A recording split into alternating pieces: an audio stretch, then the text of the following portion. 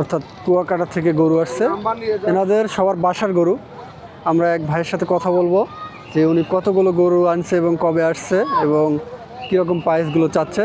ভাই আসছেন কবে? আজকে সকাল 10টার দিকে আসছি। 10টার দিকে আসছে। কতগুলো গরু নিয়ে আসছেন? আমরা গরু আনছি 37টা, প্রায় 36টার মতন গরু নিয়ে আসছে। দু একটা বিক্রি করছেন?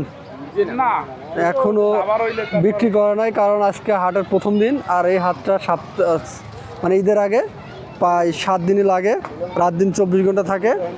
এই জন্যে দু একটা বিক্রি হয় নাই, হয়তো বিক্রি শুরু হয়ে যাবে আজ থেকে নিই। তো কোনো সমস্যা নাই তো, তাই না? অনেক ভালো আছেন। আর বাজার কেমন এখন বর্তমান গরুর বাজার কেমন বোঝা যাচ্ছে? বাজার ভালো আছে। যাই হোক, হয়তো প্রথম হাট, এই জন্য ক্রেতা নাই। নদীর পাশে এই হাটটি।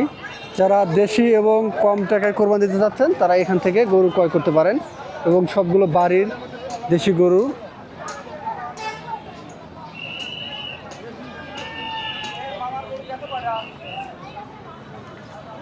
ছাগল